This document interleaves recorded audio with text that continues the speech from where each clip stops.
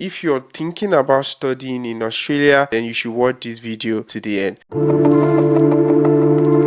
So a lot of people have been asking me, can you give me advice? I want to come to Australia to study. The first thing I always say is you need to go to the Department of Education to read up about student visa. Irrespective of if you're going to use an agent to actually help you apply and go through the process, which I'm not against, just make sure that you find a good one. But I have been burnt, and I have seen so many people that have been burnt a lot of times. So I have taken up this responsibility to actually educate you on the student visa. It's important for you to watch to the end so you have an overview of what the student visa is, the eligibility criteria, the key features that you need to understand, the application process, and some recent updates. So what is student visa? For Australia, student visa is called the subclass 500 visa. I know because I also came here on a student visa 2 years ago, and I've been able to transit to other visa type, and I'm currently on a bridging visa as well to bridge to a 491 visa, which is another type of visa. But a student visa subclass 500 allows international students to study full-time in Australia in a recognized Australian educational institution, and basically you're required to study whilst you're here. So you'll be able to work, but it's important for you to know that the primary purpose of you being granted the visa is to study in Australia. The next thing is, it is important for you to understand that so many people abuse this. They work more than they should, they flout the visa rules, and sometimes they get their visa cancelled. So it's important for you to know that if you want to come on a student visa, you need to know the actual reason for this visa so that you can stay within the rules. If your sole reason for coming to Australia is to work, I highly encourage you to explore other type of work visa. That will really save you time, energy, and money. Going to the eligibility criteria, assuming that you want to come here to study, which also gives you opportunity to transition to other type of permanent visa in future if you have your strategy. For the eligibility criteria, you must have enrollment, which means you must have a confirmation of enrollment called COE with a registered Australian educational provider. Basically, you must get a university or a college to give you COE. And the next thing is you need to have financial capacity. So you need to prove that you have sufficient funds to cover your tuition, your living expense, and your travel. That is super important. A lot of people get denied visa because they didn't sufficiently prove this. Another criteria is English proficiency. You need to meet the required English language proficiency standard because Australia is an English country. So basically, you need to be able to have the required English to study, to work, and to engage with people. You also need to meet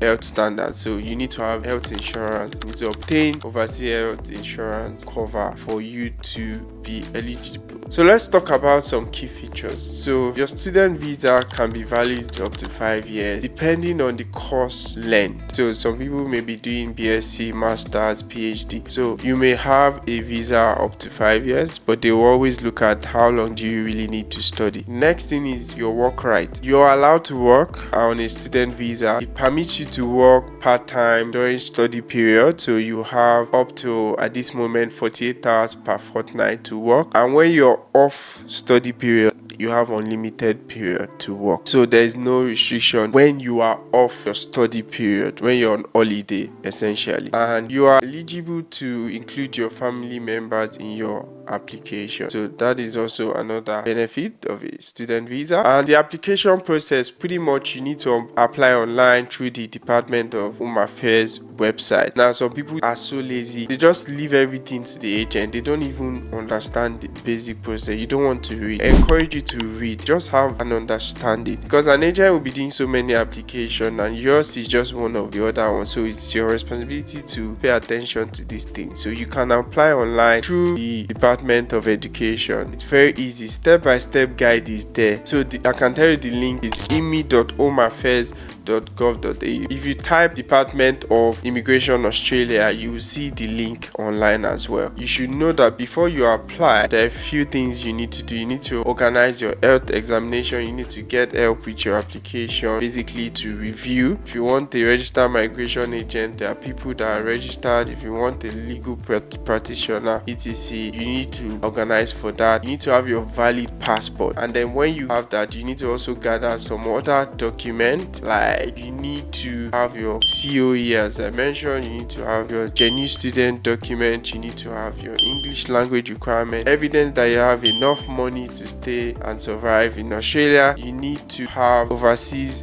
student health cover, you need to have your polio vaccination, you need to, if you are including your partner or your children, you need to have their documentation as well. So that's very important. So you prepare all of these documents so that you can apply for the visa. Then during application, if you're applying offshore, you need to make sure that all those information that you're going to be providing accurate. Australia does not like when you're lying. If you're lying, you're going to, or you're providing false information, you may be refused, and that is not good for you. Then after you apply, you need to make sure that your biometrics is done, your health exam is done, and then you can then wait for the outcome of your visa. So that is pretty much the step that you need to go through to apply for a student visa. Some recent update, basically the fees of student visa has now increased from July 1st 2024. They've increased it from $710, now it is $1,600, which is quite sad, but I mean it is what it is. For onshore applications, there are people that opt on visas from student visa to student visa, or for some other visas to student visa, like visa to student visa. They have now placed restrictions on those type of visas. So it's important for you to check when you're planning for coming to Australia and you think you can opt on student visa. Now it's a bit more difficult, and in general I think there are more student visa refusers now. So it's important for you to get the right advice, get help, make sure that you're providing the right information so that you optimize your chances. So if this video provided value to you, please kindly like, subscribe, share with your friends, and follow me for more. Thank you. I'll see you in the next one.